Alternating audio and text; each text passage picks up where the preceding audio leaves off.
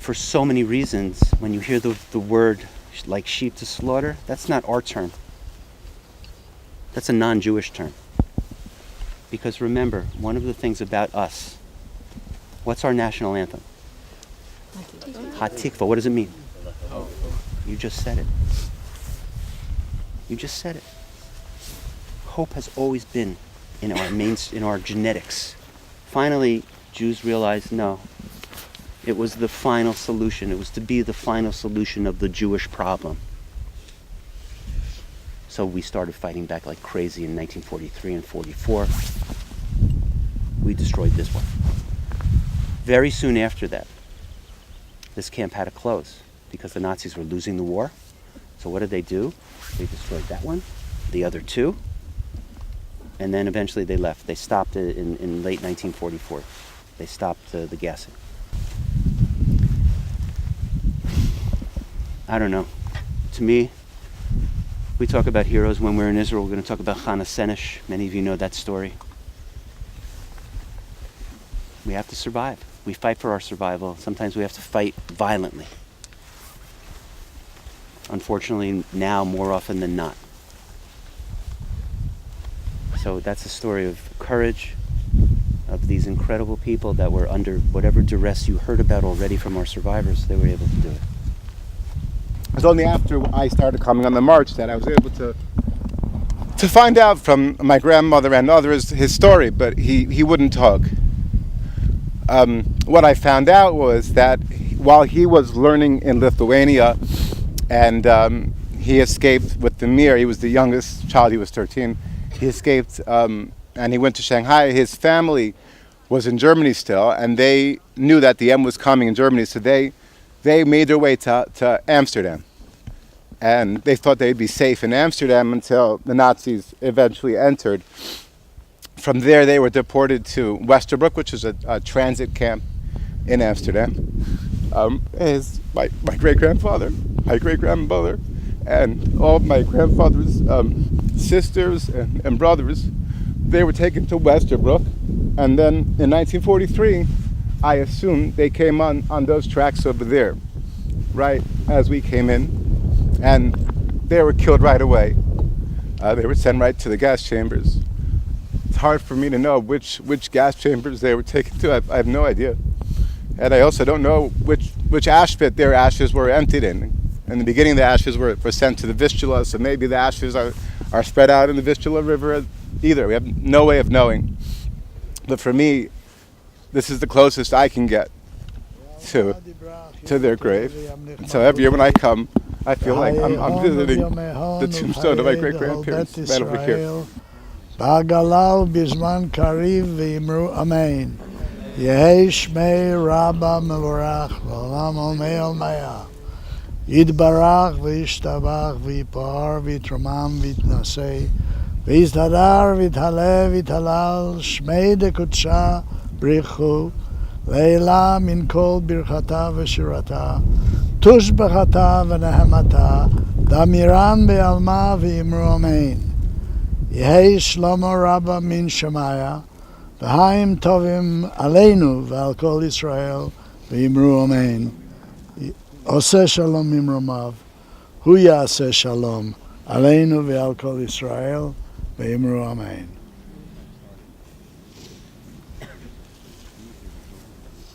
Hungary was an ally of Germany, and they had their own Jews, and every country protected their own Jews. That's the way it happened. Well, Mary and Joe lived in Hungary, okay? And they heard stories, but they didn't believe it. Finally, they came for the Jews in Hungary. Political things changed, and they came for the Jews in Hungary, and they built these ramps and the 4 gas chambers you're going to see today just for that purpose.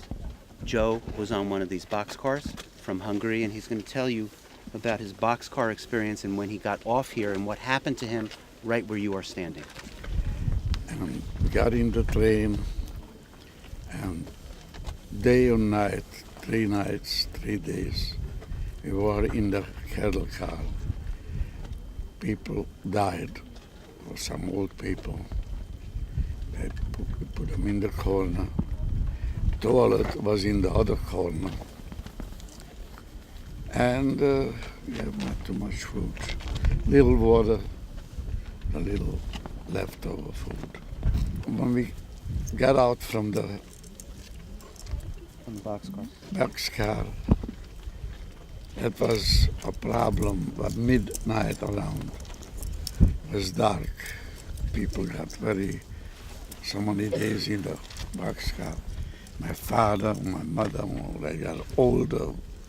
And they put her and my mother, my father, my uncle on the right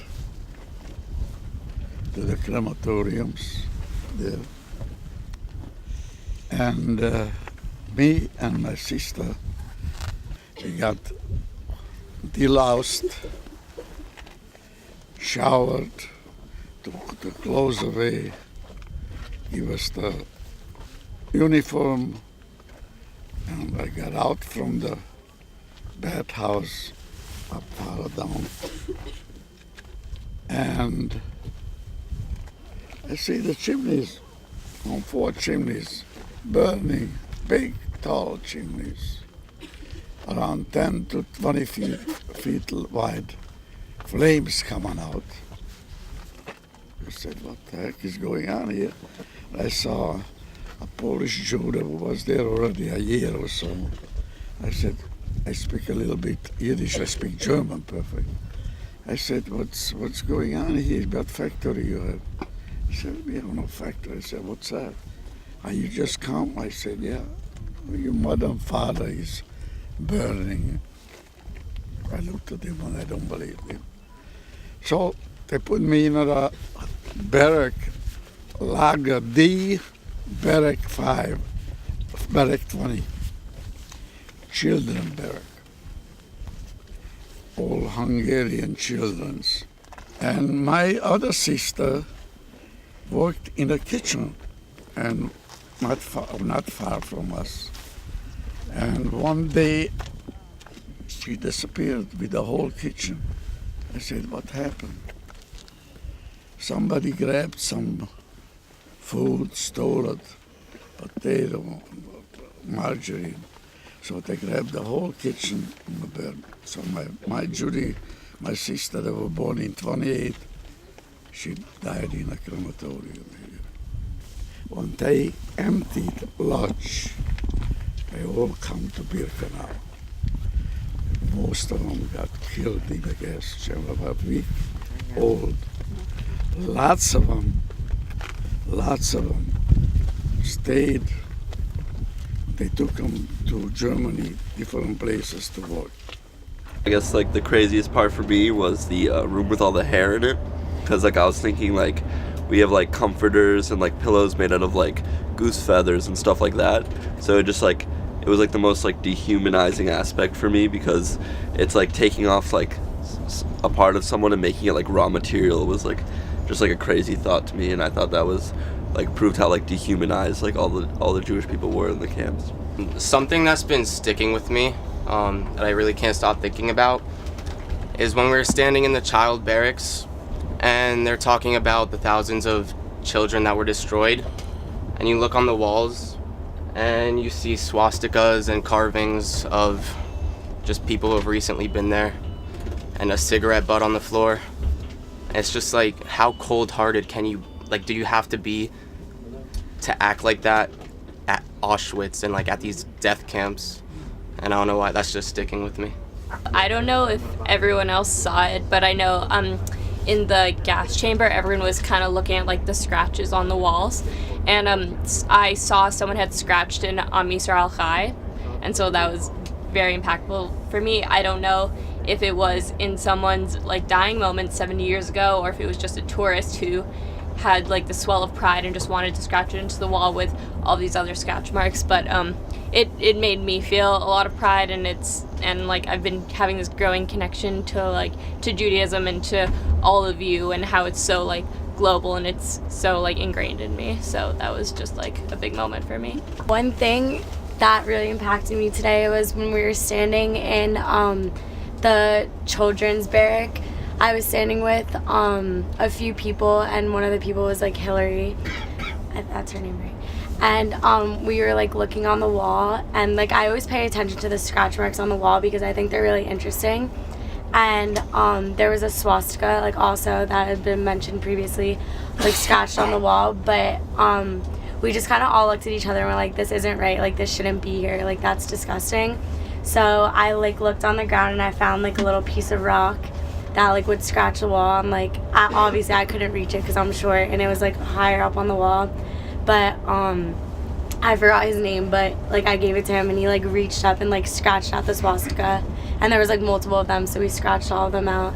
And it just felt like really good because like after we scratched out the swastika, like it looked like it wasn't even there anymore, like you couldn't even like tell there was anything there before, and it just felt good to like erase something that was evil, like because most of the time you don't get an opportunity just to erase something evil, and like it's like reminisce, just like not be there anymore.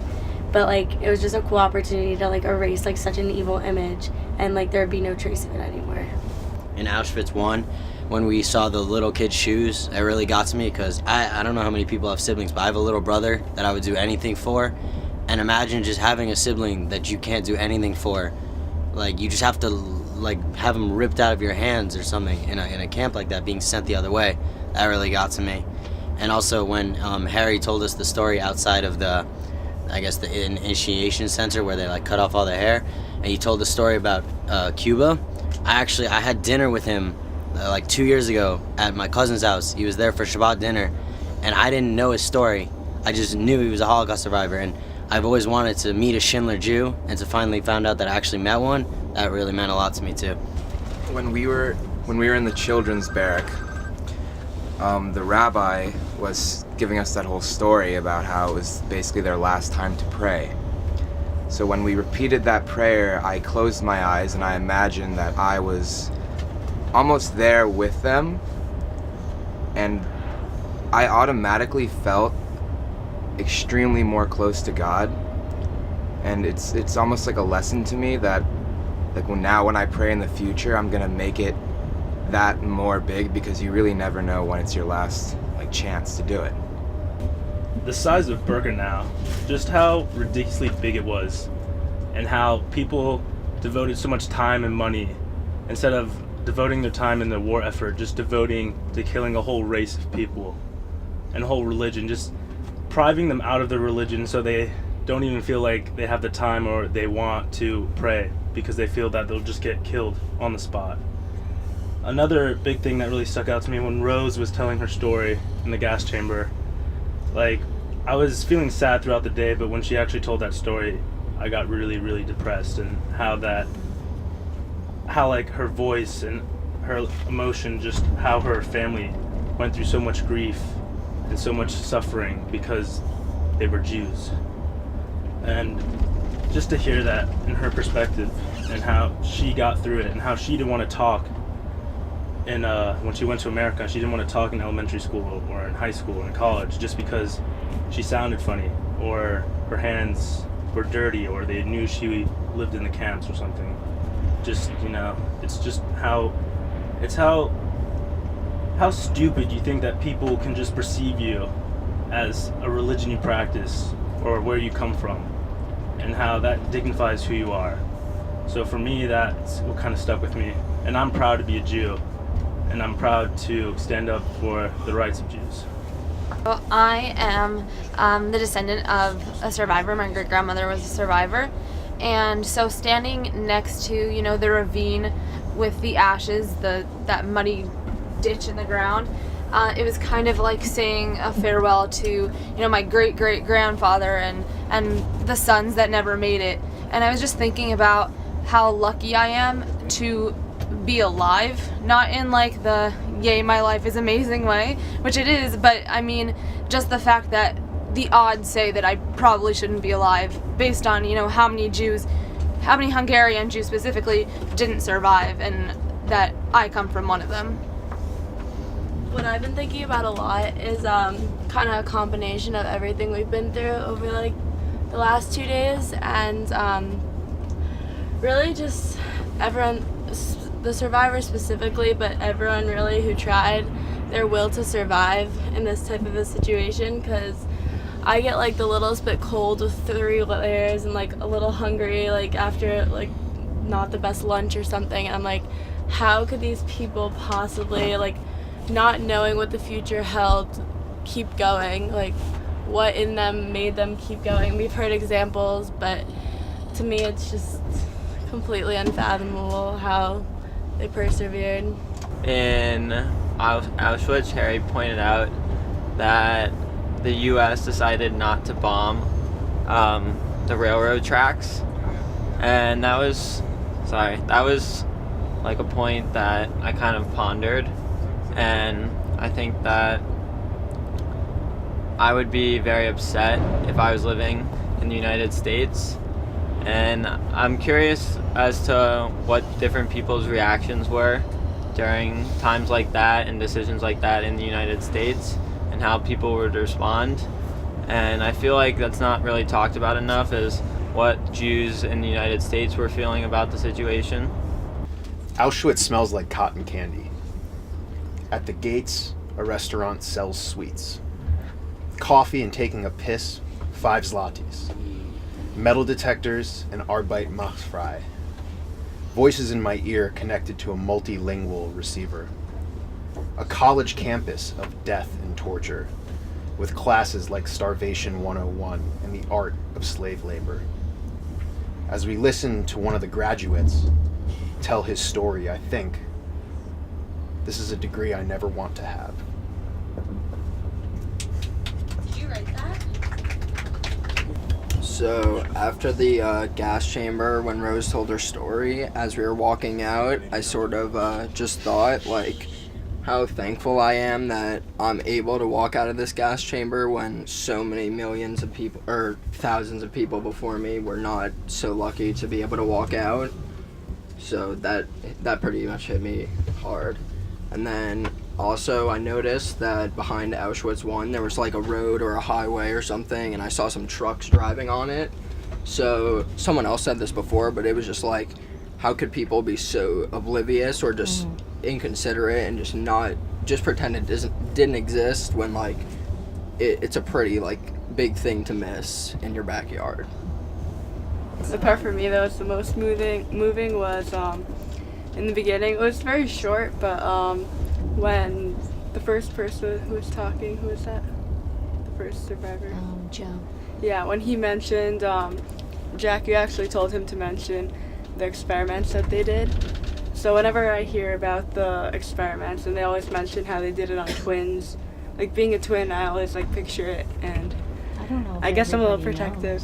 Yeah, but like okay, so I'm a twin. First of all, my twin's on the orange bus, I think, and like we usually fight and don't get along, or we do get along and we have our days, but like whenever it comes to that, we're always next to each other.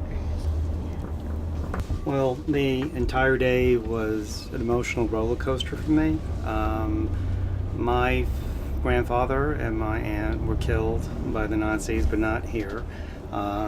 They were from Germany, and they were deported to Riga. And I only found out a few years ago, my father, who passed away many years ago, thought they were killed in Auschwitz, and he never wanted to come to Auschwitz because of that. It turned out they were killed in Kunus in Latvia on the way to the Riga ghetto. The Riga ghetto was so full, and there was no room, so they killed them in the forest. But other family members have died and perished here, especially relatives, siblings. You'll hear more about that tomorrow. And it was very moving when I was thinking about them a lot today, and especially we went to the children's barracks. They probably never made it there, but I had them in my mind, and he said Mincha. The rabbi told the story about Mincha,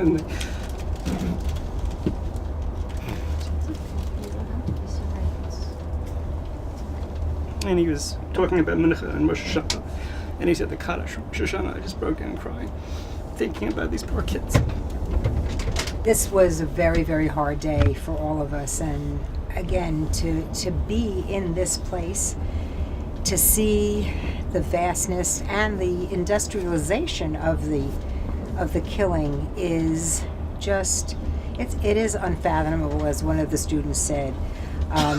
Just one thought, when we were in the building that people who were sent to live and had to go through the undressing, the delousing, and than having their hair shaved. And at the end, it's so appropriate that there were the collection of pictures, and in one section there were actually families.